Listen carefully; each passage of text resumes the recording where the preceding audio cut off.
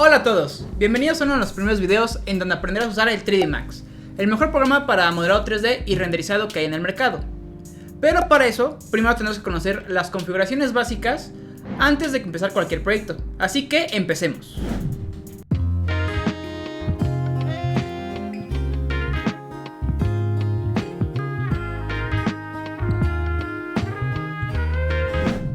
Una vez iniciado el programa, podrás ver 4 diferentes tipos de viewports, que son las mesas de trabajo con diferentes tipos de vistas.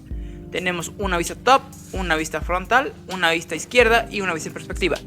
En caso de que tú quieras cambiarle la vista, lo único que tienes que hacer es darle clic en la parte superior izquierda de cada viewport y darle en el texto, en donde se te desplegará estas opciones de diferentes tipos de vistas.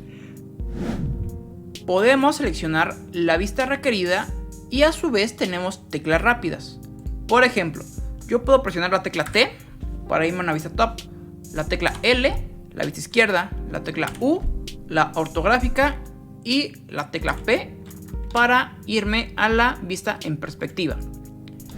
Si quieres modificar la distribución de tus viewports, puedes darle clic en la parte inferior izquierda, en donde puedes darle el diseño que más se te acomode. Tiene muchísimos diseños en los cuales tú puedes elegir.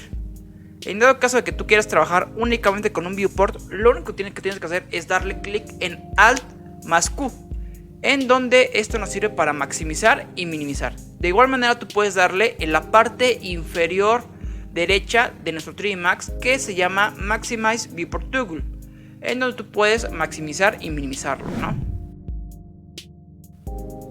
Ahora, lo siguiente que hay que hacer es irnos a la parte de Customize y darle clic en Preference, en donde tenemos que moverle lo siguiente. Lo primero es el Sin Undo y los niveles. Esto básicamente es el Control Z, las regresiones que tú puedes hacer dentro de tu proyecto. En este caso, 20 niveles son 20 Control Z que tú vas a poder hacer para regresar hacia atrás en caso de que hayas cometido algún error. 20 es muy poco, por lo cual yo le voy a dar 250 regresiones para tener una cantidad muy clara al momento de trabajar y evitar esos errores. Otra cosa que hay que tener en cuenta es el tipo de gotero. Nuestro 3D Max tiene un gotero que se llama Default Color Picker. En este caso, como nosotros vamos a estar trabajando con el motor de renderizado que se llama Corona Renderer, le tenemos que dar en su propio gotero. Si tú ocupas algún otro programa de renderizado, te recomiendo dejarlo por default. En este caso yo le voy a dar Corona Improve Picker. Ahora, después hay que irnos a la pestaña de Files, en donde tenemos que asegurarnos en darle clic en lo siguiente. Tenemos Compress on Save. Esta opción la vamos a activar. ¿Y para qué es? Básicamente el Compress on Save sirve para comprimir nuestros archivos guardados y que pesen menos. Esto es un pro muy bueno, ya que nos va a ahorrar muchísimo espacio dentro de nuestro disco en nuestro ordenador. Supongamos que tenemos una escena que pesa 500 megabytes. Con el Compress on Save, en vez de 500 nos va a pesar 150 megabytes. Ahora, la segunda opción que hay que hacer es el Auto Backup, que es los respaldos, los archivos de copia de seguridad que tengamos en nuestra escena. Siempre hay que asegurarnos que esté habilitado. Una vez asegurado esto, tenemos que configurarlo de forma adecuada. La primera casilla es el número de copias guardadas. En este caso por default vienen 3. Yo les voy a recomendar darle siempre en 10. 10 archivos diferentes vas a tener en caso de que pase alguna cosa, como que se te cierre el 3D Max o se te vaya la luz o cualquier inconveniente. Más que nada para eso es el Auto Backup. Ahora, la siguiente cosa que hay que moverle y última es el intervalo, los minutos de a cada cuánto tiempo quieres que se guarden.